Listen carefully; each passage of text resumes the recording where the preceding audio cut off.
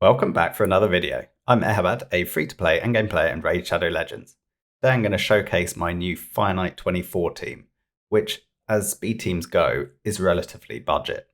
This follows on from the Dark Fae full auto comp I put out recently, and here once again we're going to be relying on the free-to-play monster that is Yakarl, a severely underrated champion that everyone can get for free from the clan shop. For the waves, we are using a Seer, and I know not everyone has Seer, so you might have to think of a different wave clear composition. I will probably try and put out a non-Seer video in the next few days or week, but this particular team is focused on speed farming, and I am using a Seer. But other than that, we have Lydia that everyone can get from Faction Wars, 2 Void Rares, and a Void Legendary that everyone can get from the clan shop. So I do think that as speed teams go, this is pretty budget. As with most of the compositions I show, I am using the same builds that work for other content, rather than specifically regearing or optimizing for this dungeon alone. Yakarl is in the same build we used for Dark Fae 120, as is Coldheart, whilst Seer is built for Doom Tower waves, and Lydia is in a hybrid build without a specific focus in mind. Renegade is built purely to do the reset for the waves, can be in many different forms. I have mine in a shield set to help with the number of buffs, which will lower the stat requirements. If I had Crushing Rend on Seer, I'd be able to optimize this further, but alas, I haven't managed to pull her soul from the shards just yet. Anyway, let's show the run, the AI, and then the builds. On wave 1, we open with Lydia dropping defense and weaken. We use Yakarl's A2 to get an additional buff, and also to ensure that we don't have freeze out before they're down, before the enemy have 75% TM. On wave 2, Yakarl uses the freeze as his second attack, which he would do if we didn't clear the waves on round 1. Against the boss, we have everyone using their multi-hit abilities as starter, which will guarantee us to get the 12 hits off, at which point both Yakarl and Coldheart have their TM controls, and they will both use those, which will drop the turn meter down to 0 if they both hit them, or down to 50% if only one of them hits. As Yakarl gets the increased speed buff when he uses his A2, he is really ramping up the speed at which he is cycling his abilities, and we are able to completely TM control the boss there. We then have Renegade adding a couple of resets here and there, and with Coldheart in reflex, we're able to cycle those Heartseekers very quickly as well, get big damage that way. Seer using Carbon Burn for a bit more max enemy HP, and overall we're able to take down the boss very quickly indeed. I have run this exact composition with this exact AI and gearing about 60 to 70 times, and it's not had a single failure yet. I do think there is a chance it would fail if we had consecutive 3% resists on Yakarl's A2 and Coldheart's A3 against the boss. Consecutive 3% resists, I calculate as being a 1 in 1,111 event, so I feel this is consistent enough. The only way to make it truly 100% would be to bring an AoE Reviver or a champion with irresistible turn meter control, which currently I don't believe exists. Let's run it one more time. I'm actually going to take it down to 1 speed. So you can see Lydia goes in with the drop defense and weaken. We get the extra buff there, the increased speed on Yakarl, which actually Lydia is bringing anyway, so it's kind of irrelevant. If we hadn't killed that first wave, Yakarl would have used his A2 and get the freeze on them. We now get the reset. Again, on wave 2, Yakarl opened with his A1 and now is able to freeze all of the enemy on his second attack. So if we didn't get the kill on wave 1, if we'd missed a drop defense on Lydia, we would have managed to freeze them, and then everyone would have cycled back on A1s and A2s, etc., until we got the wave killed. Against the boss, Lydia's opening with the A3, getting a double hit there. Yakarl, double hit on the A1, quad hit from Cold Heart, opening on the A1 with Seer as a single hit, and then triple hit on the A2 from Renegade. We do break the shield that way, then it cycles back round, Carl getting the TM drop, followed by another TM drop from Cold Heart.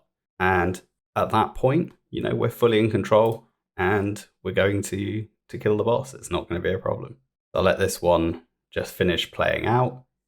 Obviously, the time will be a little bit lower because we ran it a little bit on 1x, but it is what it is. At least that way I was able to kind of talk through the mechanics and explain why it works and why it should be consistent. And also it might give you ideas how you could build a similar composition with the champions available to you on your account. So then, on the team AI, we have Yakarl opening with the A2 on round 1. It could actually be opening with A1, as we're using the Lydia version here. The increased speed is a duplication of Lydia's buff, so it's doesn't count as an additional buff. But when I show you a different variant with Ghostborn in place of Lydia, opening with the A2 is an additional buff, so it is important. In wave 2, round 2, we are disabling Blizzard Rider, so we have that definitively available against the boss on round 3, and we're opening with the A1 to be able to cycle back to the A3 and freeze the entire enemy wave on our second hit. Again, round 3 against the boss, we're opening with the double hit A1, otherwise it's left on default. Renegade, we're A1 only on round 1, A1 and A3 only on round 2, so we've disabled the A2. And then against the boss, we're opening with the A2, which gives us that triple hit. And that's all that we're doing with Renegade. Lydia disabled the A3 on rounds 1 and 2, and then we're opening with the double hit in against the boss. With Seer, we're forcing Karma Burn and then disabling it on round 1. Round 2, we're prioritizing Karma Burn. And then round 3, we're opening with a hit on the A1. And then Cold Heart turned off Heartseeker in rounds 1 and 2. And then against the boss, we've turned off the A2. I haven't got an override to open with the A1, as Cold Heart has inbuilt AI to prioritize the A1 if she's on default, which is something Plarium added into the game for Fire Knight, but only coded it for Cold Heart, not for any other champion. So you could force the opening, you could not. It really doesn't matter. It's entirely up to you. You could argue that this would be the better way of doing it, but it doesn't really matter, to be honest. In terms of builds, we have Yakarl in that high accuracy, high speed, high damage, lethal build. You don't need to be in lethal or savage for this. Obviously, if you were building just the Fire Knight version, you could be down at 225 speed. You could be building this all in perception, in accuracy sets, however you want, really. Ideally, in savage or lethal would be best, but we're not really reliant on Yakarl's damage here because we have Seer. Now, when I try and build a non-Seer version, I think we'll be more reliant on Yakarl's raw damage at that point. Skills are done, and in terms of masteries, we have gone down to Helm Smasher. We also do have Evil Eye, although it's not actually providing any benefit here, as we A1 against the boss on the first turn, and the Evil Eye will go into his shield, so it actually has no impact at all. Lydia, like I said, is built in a hybrid build, so of these stats, what's actually important here? The speed is really about it. You just need Lydia to be faster than Seer, basically. That's the only requirement here. Other than that, like I said, I've got a bit of a hybrid build, so high effective HP, decent resistance, and reasonably high accuracy. The skills are done. And in terms of masteries, I've still got this old build with War Master. I probably will swap to Eagle Eye and try and specialize my Lydia a bit more. Sniper does nothing for Lydia. Don't get it. It was a misclick. Don't do it. And then Seer, we have built in Savage and crit damage. These stats are overkill because we're using a Lydia buffer for Seer. You don't need stats nearly as high as this. And particularly in addition, because we've got Yakarl adding additional damage, I'd be thinking you could probably get away with something between 200 and 250 crit damage in Savage. I think would be sufficient in this composition. I might try and test that at some point. Maybe like do a couple of gear swaps, take off the amulet, maybe swap down to a 5-star glove and see if that works. I think it will. Skills are done. And in terms of masteries, gone down to flawless execution for consistency. We don't care about burst damage with Seer, so we do not want Helm Smasher. We just want consistency. So getting that extra crit damage from flawless execution is the way to go. Like I said, if I had Crushing Rend, I think we could do something really kind of more optimized and really interesting, but I don't. So it is what it is. In terms of Renegade, we had the free regearing, right? I recently regeared her into damage dealing shield set. She is the slowest in the composition. You could argue that it would make sense to make her faster than Seer before Seer has leapfrogged from Whirlwind and basically put on a blood shield and get the extra buff that way. But again, we're using a Lydia version here, so that is not required. But that is another way we could get an additional buff. But it is reliant on blood shield accessories, so pros and cons. In terms of skills, they are done. And in terms of masteries, nothing has been set yet. At some point, I will set some masteries. I have farmed out to unlock the tier 6 with one tier 5. But currently, no masteries on this Renegade. And then Cold Heart, I've shown this build many times before.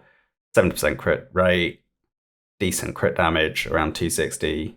Typically caps out anyway lower than this because of the 10% max enemy HP. 217 speed on this one. I have recently just upped the speed slightly. I want to get this Cold Heart to be more like 220 to 225 speed, and I will push up the accuracy to about 350. I did a couple of tiny tweaks over the weekend when we had the free regears. And then in terms of masteries, we have Giant Slayer, which I think works perfectly for Fire Knight. We do have Master Hexer here, but it's not really bringing us a lot. Again, Evil Eye doesn't matter in this instance because the A1 is going into the shield. The only thing that's really impactful here is Giant Slayer to get us a little bit extra damage against the boss. You could, if you were struggling on gear-wise, go for Flawless Execution if you can't quite hit the crit damage that you want. And before we go, I'm going to show a Ghostborn version. My Ghostborn is also been regeared into damage dealing shield set and does have a blood shield accessory. This, I think, could be even quicker, or rather is quicker, but has the potential to be considerably quicker because of the reduced animation times. Unfortunately, because I don't have Crushing Rend on Seer, we won't one-shot the first wave. But we'll cycle back round, Yakarl will do his damage, we'll get the AoE damage from Cold Heart as well. And between them, that's that's enough to clear the first wave. So we are through to the boss, just a few seconds slower than we would be otherwise. If we had that crushing rend, we'd definitely be able to do it faster. We have one less hit in this composition because Ghostborn only does a single hit rather than Lydia's double hit. So it means we break the shield one hit later, but it's not a problem because we're still going to break it with the TM steal from Yakarl, and we'll still get that TM depletion coming from that. The effect is still done as long as the ability you use is the one that breaks the shield. So effectively, the way it's coded is you break the shield first, then you're applying your TM reduction. So overall, it's fractionally quicker. The fastest I got the first composition done was 1 minute 12 seconds, and it was generally running between 112 and about 126.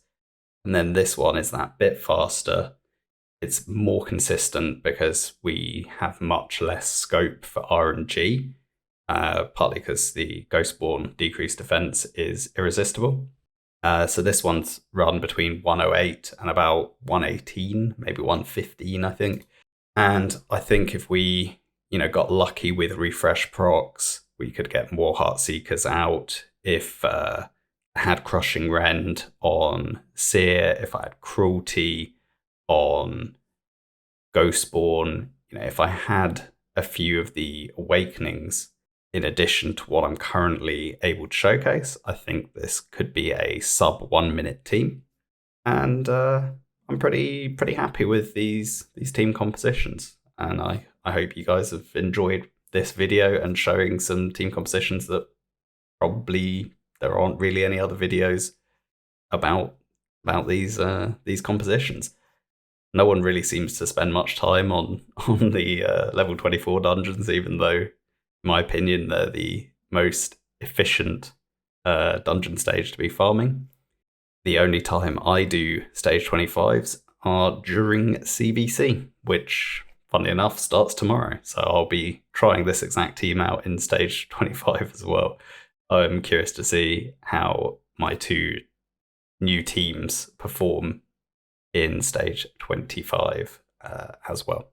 So yeah, once again, thanks for watching. Please like, comment, and subscribe, and I will catch you in the next video. Bye for now.